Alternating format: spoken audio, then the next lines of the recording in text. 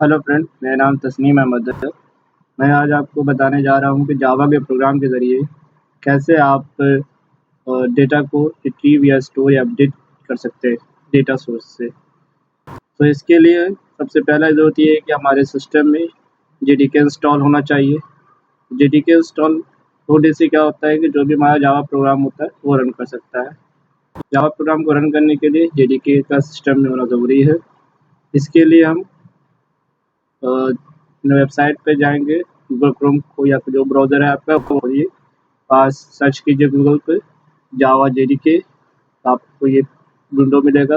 इस विंडो पर सबसे पहले वाले ऑप्शन में जाइए और क्लिक कीजिए, इसमें लिखा है जावा एससी डाउनलोड। देन उसके बाद आपका ऑप्शन आ जाएगा कि आप कैसा डाउनलोड करना चाहते हैं, जावा प्लेटफॉर्म जेडीके। और नेटबिन की जरूरत पड़ेगी आपको, तो नेटबिन भी कर सकते हैं आप विद जेडीके 8 के साथ यहाँ पर अभी है। तो अभी हम जैसे जेडीके, क्योंकि मेरे पास नेटबिन है, मैं सिर्फ जेडीके डाउनलोड करना चाहता हूँ। सपोज मैं जाऊँगा, उस पर क्लिक करूँगा। उसके बाद मैं अपने हिसाब से मेरा जो वर्जन होगा, तो मैं विंडोज़ यूज़ कर रहा हूँ, लिनक्स यूज़ कर रहा हूँ, मैक ओएस, सोलारिस, जो भी ऑपरेटिंग सिस्टम मैं यूज़ कर रहा हूँ उसके हिसाब से मैं उसके डेवलपमेंट किट डाउनलोड कर लूँगा। जैसे यहाँ मैं विंडोज़ 64 बिट का यूज़ कर रहा हूँ, मैं यहाँ से क्लिक करूँगा और इसे जेडीके को डाउनलोड कर लूँगा। जब मैं जेडीके को डाउनलोड करके इंस्टॉल कर लूँगा, तब हमारा सेकंड प्रोसेस होगा नेटबिन का को डाउनलोड करना।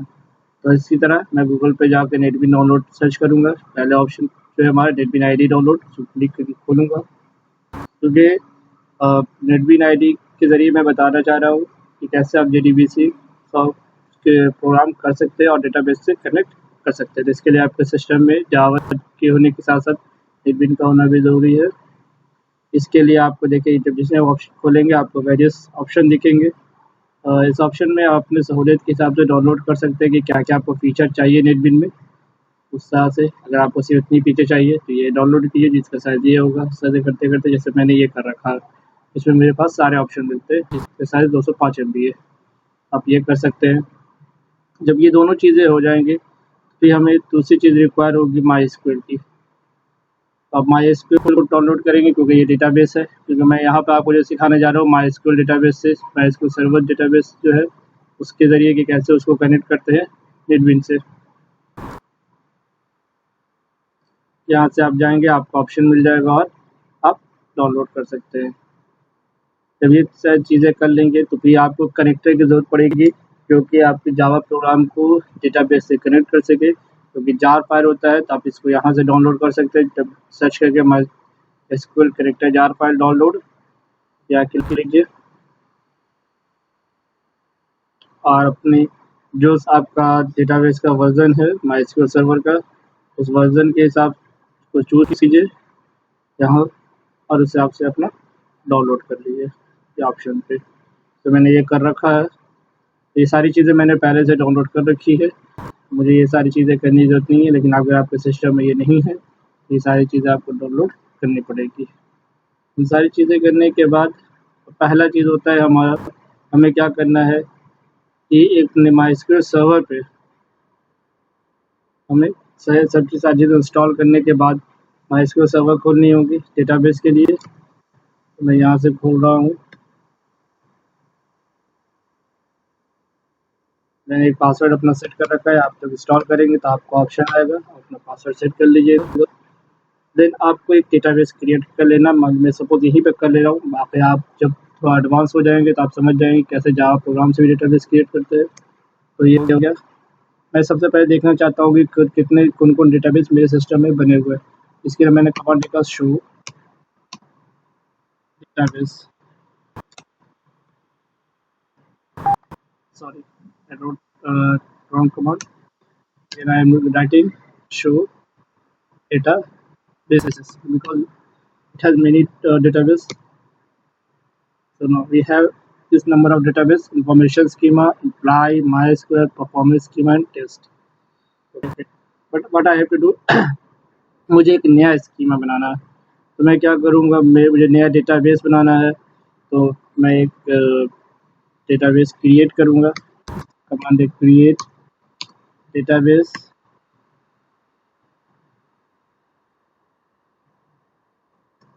ये डेटाबेस, डेटाबेस का नाम, मैंने डेटाबेस का नाम रखा है एम्प्लॉय, एम्प्लॉइज मैंने ये नाम रखा है एम्प्लॉइज। ये मेरा डेटा बन गया। अब जब हम शो डेटाबेस करेंगे तो हमारा ये डेटाबेस क्रिएट जो हुआ है वो भी आपको दिखा देगा, शो डेटाबेसेस। ये देखिए आपको एम्प्लॉइज थर्ड नंबर पे दिखाई दे रहा स्क्रीन पर। इन सब के बाद अब हम मेरा काम होगा, मैंने डेटाबेस क्रिएट कर लिया, यूज़ इस डेटाबेस को यूज़ करना। तो मैं लिखूँगा यूज़ एम्प्लॉइज।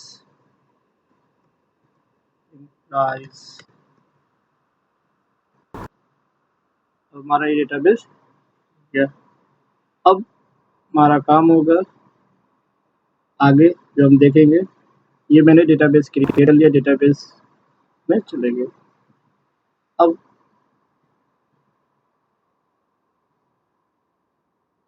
सॉरी,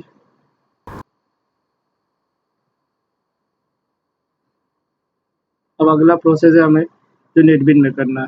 नेटबिन में मैंने नेटबिन इंस्टॉल कर रखा है, मैंने जेडीके इंस्टॉल कर रखा है अपने सिस्टम में। तो मैं सीधा जाऊंगा, एक नया प्रोजेक्ट बनाऊंगा, न्यू प्रोजेक्ट में मैं प्रोजेक्ट में आपको कैटेगरीज आ गई, किस तरह के प्रोजेक्ट आपको बनाने हैं, उसके प्रोजेक्ट के टाइप्स क्या क्या होंगे। मैं नॉर्मल जावा प्रोजेक्ट बनाने जा रहा हूँ, जावा एप्लीकेशन का। मैंने सेलेक्ट किया, नेक्स्ट किया। तब आता है कि प्रोजेक्ट का नाम दीजिए। तो मैं मैंने यहाँ पे प्रोजेक्ट का नाम दे दिया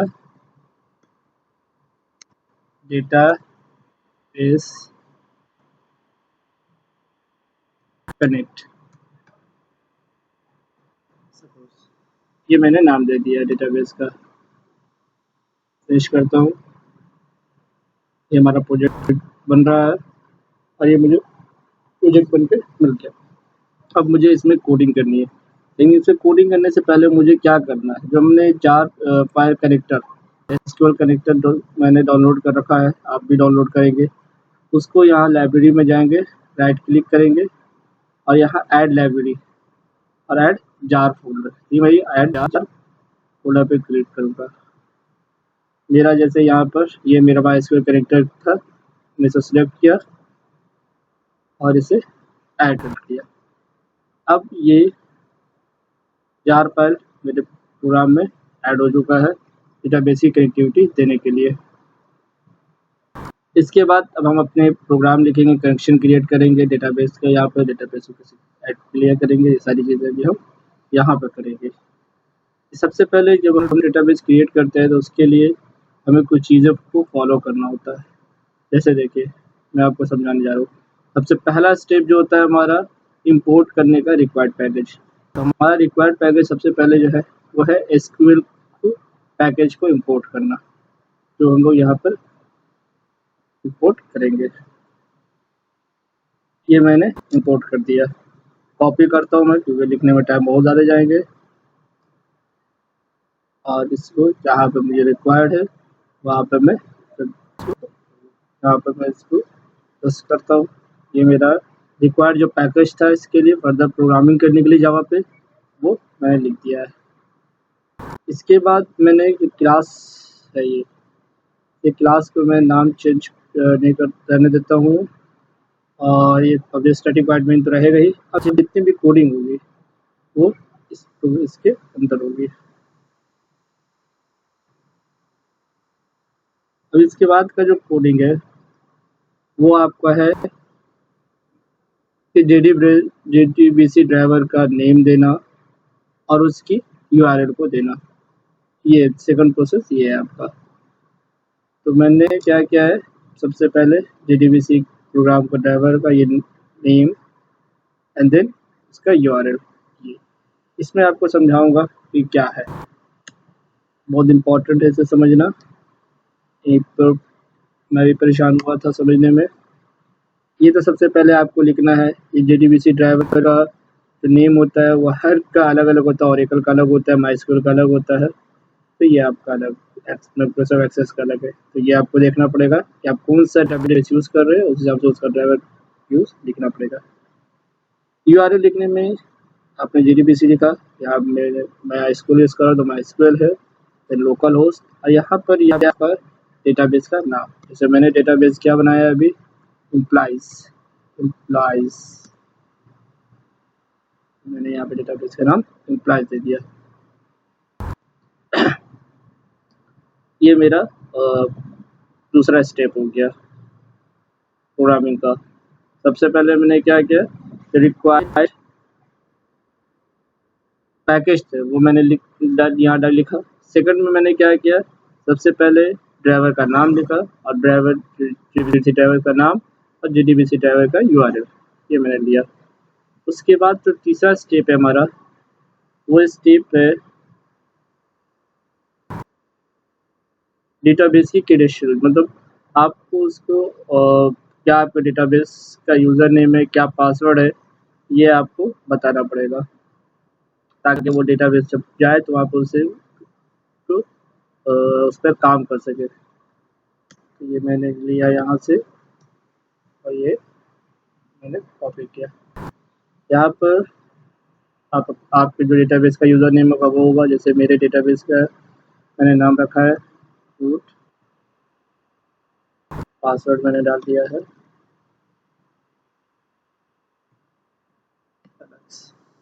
ये वाले डेटाबेस का नाम है और ये यूज़र नेम और पासवर्ड है। इसे मैंने एक स्ट्रिंग में होल्ड कराया है यूज़र और पास। इसी तरह मैंने जीडीबीसी ड्राइवर्स नेम को भी मैंने एक स्ट्रिंग में जीडीबीसी ड्राइवर और उसके यूआरएल को यूआरएल में स्टोर कराया है। ये सारी चीज़ें आपको मेन मेथड से पहले करनी है। तो आप यहाँ से हटा दें।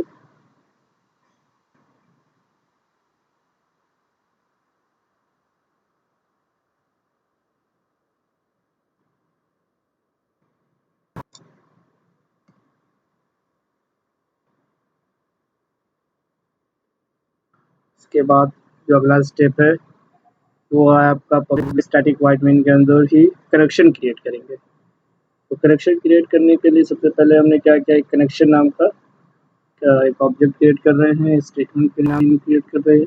ये दो स्टेप हमारे हैं, ये लिखने ज़रूरी होंगे आपको, ठीक है। मैंने इसको भी ये लिखा, ये आपको लिखना है।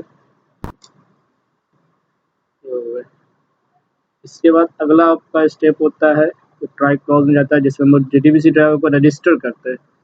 ठीक है भाई, मैंने जीडीबीसी ड्राइवर का नाम ले लिया, उसके बारे ले लिया, उसको रजिस्टर कर रहे हैं, वो ट्राई ब्लॉक में होता है।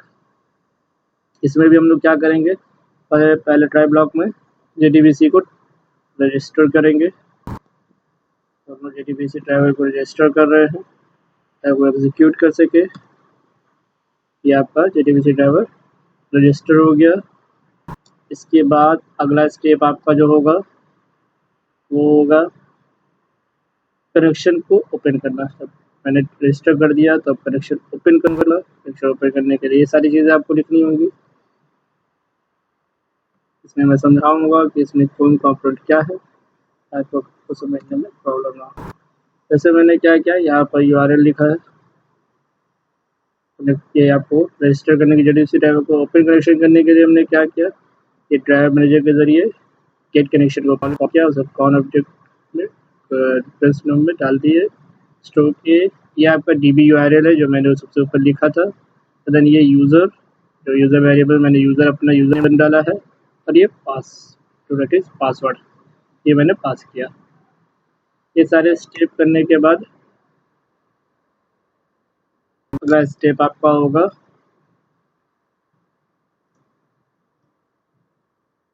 क्यूरी को एग्जीक्यूट कराना। तो मैं क्या कर रहा हूँ, अगला स्टेप में क्यूरी को एग्जीक्यूट करा रहा हूँ। ये सारी हमारी क्यूरी है।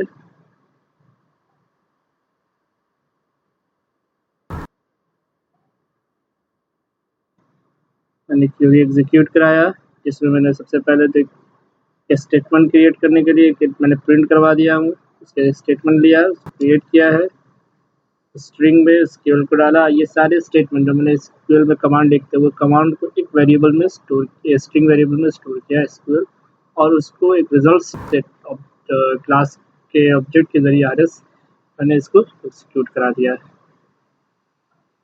ये देखिए आर्ग्यूमेंट में पास कराया इस एसक्यूएल को एग्जीक्यूट क्वेरी के, और ये आगे फर्दर प्रोसेस बताऊंगा, उसके बाद ये वर्क करेगा।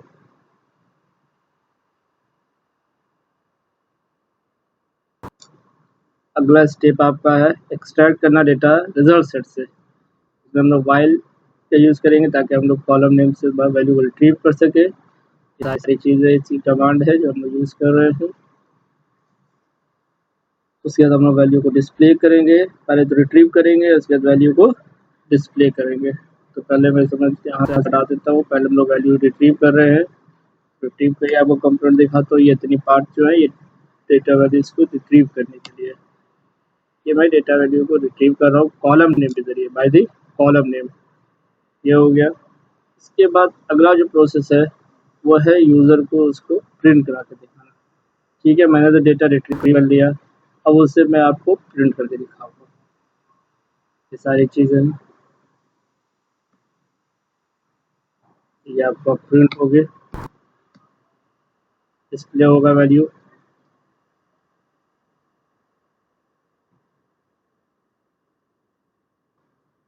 अब इन्वायरमेंट में मैंने क्या था, जो करेक्शन बनाए थे सारी चीज़ें स्टेटमेंट को सबको क्लोज करूँगा। एक कुछ एक्सेप्शन होते हैं, एसक्यूएल एक्सेप्शन, मैं उसको हैंडल करूँगा। ये सारी चीज़ें आपको भी करनी है, क्योंकि क्रिएट करेक्शन है, रजिस्टर करने के बाद करेक्शन क्लोज भी करना होता है। और एक ब्लॉक में चलाऊँगा जिसमें अगर कुछ स्टेटमेंट नहीं होता है तो वो नल कर देगा और स्टेटमेंट क्लोज कर देगा। ये सारे एक्सेप्शन हैं जो मैं कंसिडर कर रहा हूँ। इसमें आपको एक्सेप्शन दिख भी सकते हैं, नहीं भी दिखते, no problem. This is the end of my first example program. But अभी यहाँ पर एनफ नहीं हुआ है, मुझे अभी डेटाबेस में और भी काम करके दिखाना है आपको। ये सारी चीज़ें अब हो गई, ये आपकी जावा की कोडिंग हो गई। तो ठीक है, आपने ये सारी कोडिंग कर ली है। अब ज़रा आइए देखते हैं कंपाइल करके कि क्या कोई एरर आ रहा है।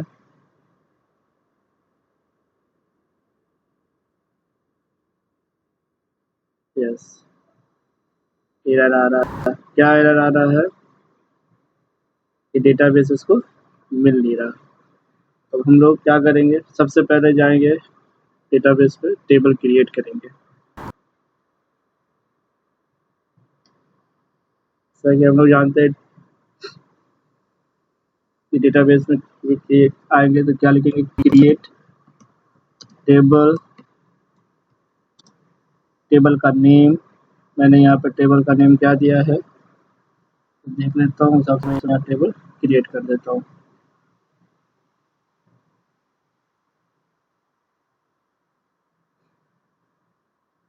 टेबल का नेम तो एम्प्लॉइज है, तो मैं यहाँ पर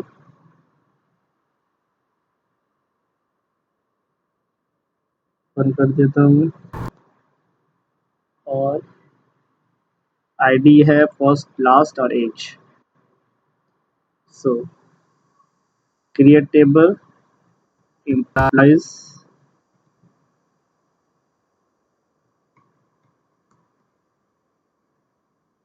एम्प्लॉइज 1 मिनट।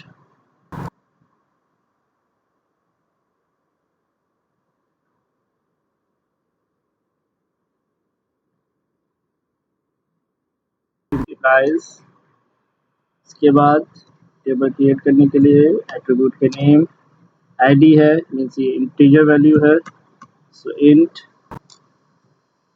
इसके बाद फर्स्ट एट्रीब्यूट, ये हमारा वैरचर है क्योंकि स्ट्रिंग है, इसमें स्ट्रिंग का वेरिएबल नेम होता है वैरचर। वैरचर है तो 10 डाल दिए हैं। इसके बाद लास्ट, ये भी वैरचर है,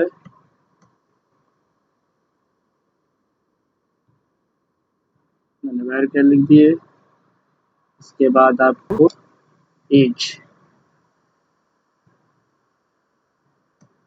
एज आपका इंटीजर वैल्यू है, और इसी के साथ ये आपका टेबल क्रिएट हो गया। जैसे आपका ये टेबल क्रिएट हो गया है, आप इसमें कुछ वैल्यूज़ डालेंगे। तो मैं क्या कर रहा हूँ, insert value into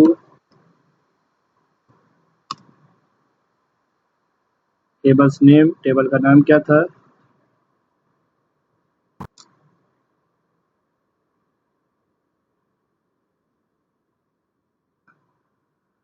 insert into implies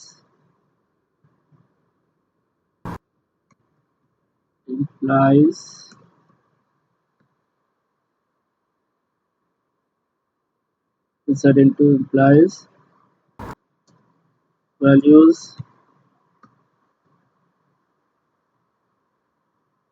सबसे पहले मैंने आईडी डाला 1, फर्स्ट मैंने डाला तस्नीम, देन सेकंड लास्ट पे मैंने डाला करीम, सॉरी,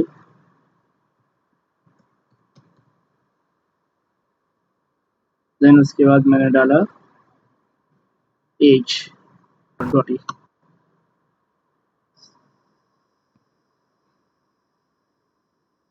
ये सारी चीज़ें मैंने डाल दी, इसकी एंट्री हो गई। अब मुझे देखना है कि मेरी एंट्री हुई है कि नहीं। उसमें मैं लिखूँगा select asterisk from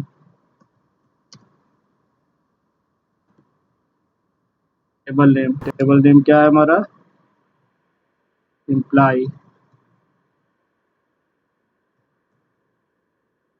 sorry implies.